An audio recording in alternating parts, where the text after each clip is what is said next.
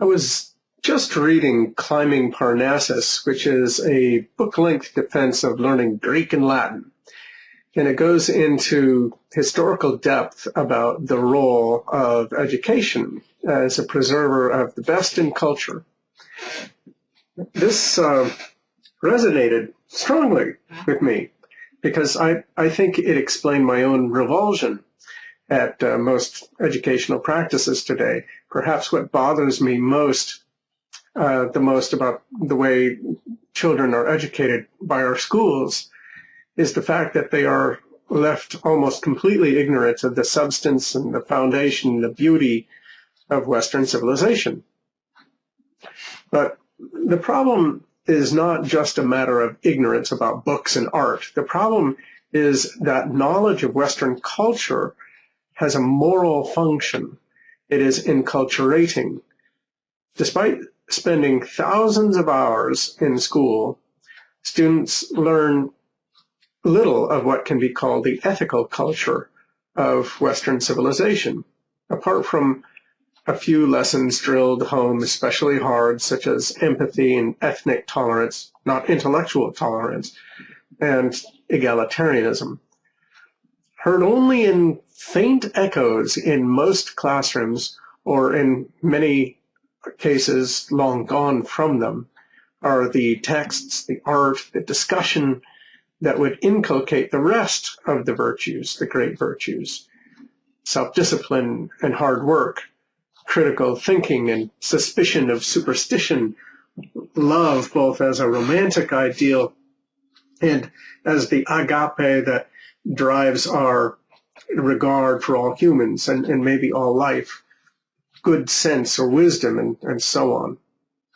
This has been the case since I was a student, and probably since before that, and I think it's gotten worse.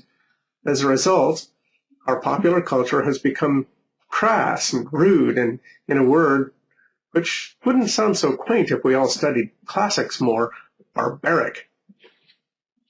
In largely the same way, despite a few perfunctory efforts here and there, most of our students emerge from high school largely ignorant of the Constitution and our civic culture. First, they lack the education to appreciate the Federalist and the Anti-Federalist, or even to read and understand the founding documents themselves.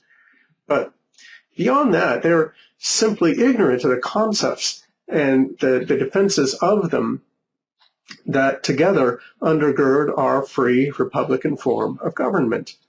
They have virtually no clue about such things as freedom of speech, freedom from warrantless search, division of powers, and many other things that one must understand well in order to criticize politicians who today are actively trying to limit these aspects of our government.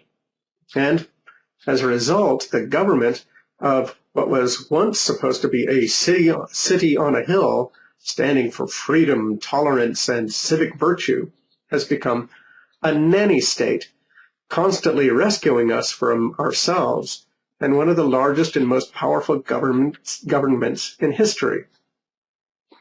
As the three branches of government each slowly, gradually remove more and more of our liberty, most of our people lack the tools to articulate or even appreciate objections, and those who have such tools are misunderstood and smeared. Two historical movements, among others, have brought us to this situation, I think.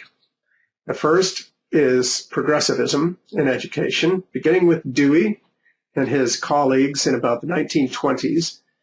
This was a profoundly anti-intellectual movement, and it transformed education from being a force for the teaching of the entire body of Western culture and values into a bland, smothering force for vague life skills and socialization and creative self-expression. It is progressivism that has left our students incapable of understanding and appreciating our civic culture and values, leaving us open to gradual but inexorable domination of what might aptly be described as a new empire. The second, and please don't misunderstand me here, is the decline of religion as a serious cultural force for most people. I hasten to add that I'm an agnostic. I'm not a Christian, and I know very well that religion still does influence politics, mostly on the right. That's not what I'm talking about here. Apart from a small percentage of evangelical Christians, few Americans, and of course many fewer Europeans, take religion seriously as providing a broad moral basis that structures how we live our lives. Critics of the religious right often seem to forget that Christianity as a moral culture beyond its religious and political tenets instructed people to work hard, to hope for a better life, to treat others kindly, and donate to charity, to practice the graces of humility and self-respect, to rein in our passions and practice moderation, to take responsibility for ourselves and our dependents, and much more. It wasn't all good, but much of it was. It taught the very idea of obligation, which has grown much weaker for many of us. It was an organizing, all-encompassing core part of the civic culture of the West, but really no more. Many don't go to church. Many of those who do go to church don't believe.